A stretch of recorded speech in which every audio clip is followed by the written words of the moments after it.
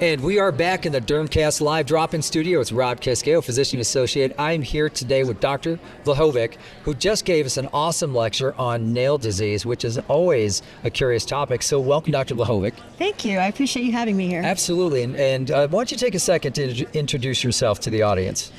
My name is Dr. Tracey Vlahovic. I spent most of my career at Temple University in Philadelphia, and I recently moved to the Bay Area.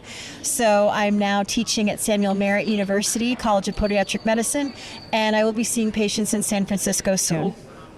Great. Well, welcome to the drop-in studio. So your lecture was great, and you answered a lot of questions, but there were some questions that didn't get answered. I think there's some good ones in here. So let's go through that, see what you have to say. So this is a question from Jay. He says, do you do anything to prep the nail prior to dermoscopy? So I wonder if he's talking about oil immersion or something like that. Yeah, that's a great question. Yeah. So it depends on what kind of dermoscopy that you're doing, right? So you can do, I've used hand sanitizer instead of the oil immersion, so it doesn't ruin everything. So I've done hand sanitizer and I've done it plain. Okay. So you can do both. You know, I can have the nail bare at first to take a quick look at it. Right. And then when I want to see something deeper, then I'm going to use my hand sanitizer and then do my dermoscopy that way. Yeah, I think that's not a bad tip for even skin lesions. You know, sometimes you look at something, if it's dry, it's scaly, like wetting the surface just might change it a little bit. Yeah. And so I can wipe the nail with alcohol first, so I can get any occlusion that might be there or even dirt, and do the dermoscopy plain and then do. Great. Fantastic. Awesome. And your use of dermoscopy consistently is awesome, because it's something we obviously do in dermatology a lot. So thank you for those tips. So this is a good question, I think. This is a person asking in context of probably any dystrophic nail disease. Do you ever recommend over-the-counter artificial nails for temporary cosmetic improvement for a disappearing nail bed? Like, does that, remember how you explained the nail isn't there to sort of slide over the nail, the distal nail plate, nail bed? So I would only recommend that if it were an absolute cosmetic necessity, like say they're going to an event or on a cruise or a vacation or something like that, that they really wanted something covering it, but not as a long-term thing. Right. Because I worry about, if they're using acrylic, I worry about that. Okay. Because of sensitivities and the adhesives. Okay. I'd rather see that patient use one of the cosmetic resins that I do, which is going to have more impact to the pressure, so that we compress the nail unit so that the nail can grow forward. Right. Okay. So baby the nail. Try to get that compression. Yeah. The artificial nail. It's a good. I thought it was a good thought. It's a good thought. Yeah, but again, like if somebody was like, oh, I don't have time and I'm going to go to a wedding. Right. I get you. And to frame it, they were probably thinking the external nail, the nail prosthetic, might imitate the nail pressure over the distal nail bed. You need something a little bit, a little bit more. Yeah, a little bit, maybe a little more, it's a little close bit more to weight. this. Right. Yeah. Okay. Sounds okay. Very good. I thought a good thought. Anyways, it's a great thought. Yeah. Yeah. They mentioned here, how would you determine if a pincer nail is acquired or drug related? Okay. Good question. So we know that there are certain medications that predispose you to get pincer nails. So obviously a good medication history, but also take a look at, are all the nails involved? Fingernails and toenails? Is it just toenails? And what mechanically is going on? So I would take a look at all of that to make that assessment. Fantastic, great. Do you ever? They explain further that if you had someone on a beta blocker, for instance, would you have maybe a cessation trial with the medicine to see if it changes something? You could, but the thing is the risk and benefit has to be It'd take a long time for that thing to fix itself. So if that beta blocker is really necessary, it's saying, if I take you off of it, first of all, it's going to be months. Right. It could be 3 to 6 months or longer, right? Is that going to hurt you from what you're dealing with? Sure. Or is it something that maybe we should just cosmetically mask? Or is there another medication that we can put you on? Okay. So I think that those are some of the questions I would ask before just doing cessation. Okay, fantastic. So this is this is probably a question that anyone would want to ask you. I mean, you said you like to treat warts. In fact, back east they call you Veruca. Well, they call me the wart queen. Okay, wart queen. I am known as the wart queen. I like it. So what's your advice for refractory wart, periungual lesions? Ooh, yeah. Okay. And they specifically ask if you use cidofovir. Okay, so I actually don't use cidofovir. Yeah. What I have used in patients with refractory periungual warts is the microwave therapy. Okay. So the brand name is called Swift. Okay. And that has been, because I have had some really, really challenging periungual warts in my career, that has been the one thing that I know has consistently helped me. Great. Because I've done bleomycin injections, candida injections, topicals, I've done pulse dye laser, YAG laser, you name it, I've done it. Okay. But the microwave has been the thing that has really changed for me, those periungual warts. Okay, great. Okay, any value to bleach or vinegar soaks? Is this still street talk? Yeah.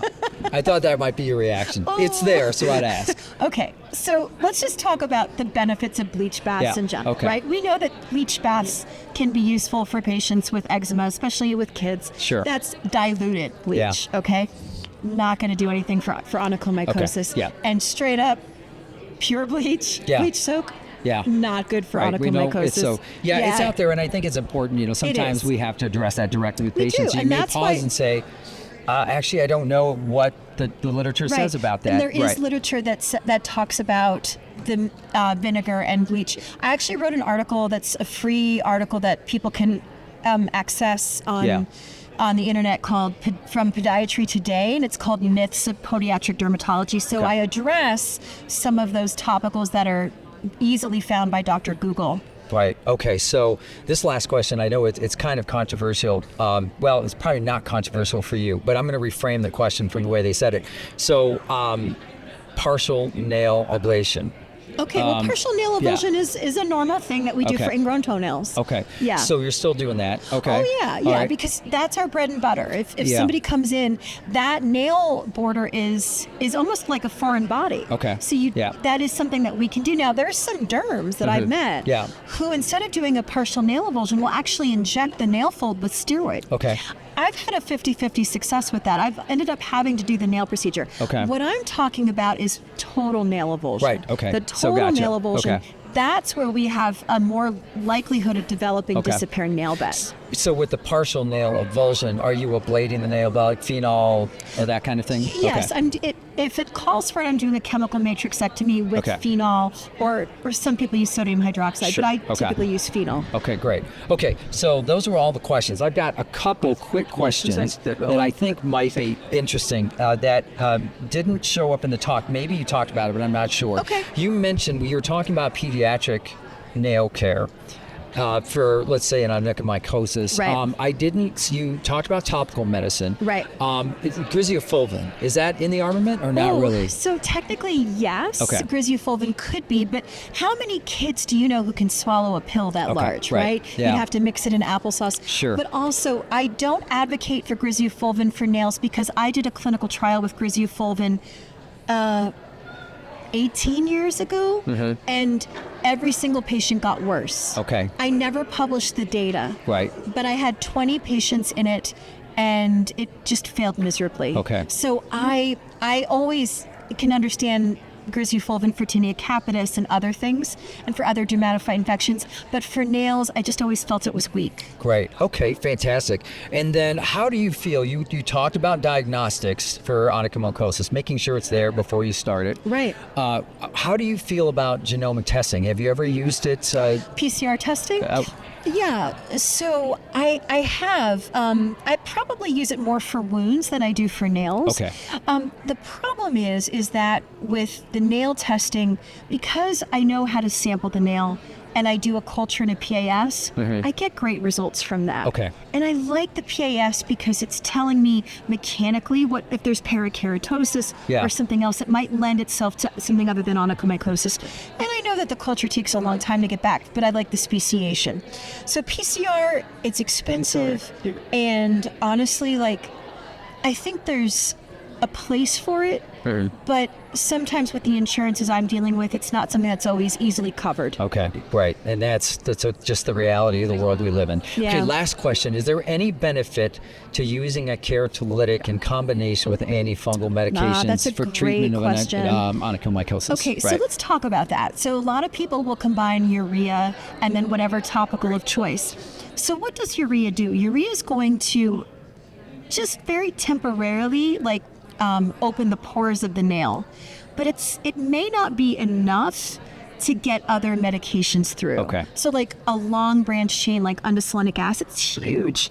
Urea is not going to make that go through. Got that. Okay. So I wouldn't do it to enhance the antifungal, because the antifungals, the ones that are on the market that are FDA approved, they know they can get through the nail. They've done all that work. Right. Yeah, you showed some of that data in your talk, right? But if you want to use a keratolytic just to soften the nail and make it not so rough or cosmetically look more pleasing, then I think it's fine. Okay. But I don't think it's going to do that much more of an enhancement to get the drug through. Awesome.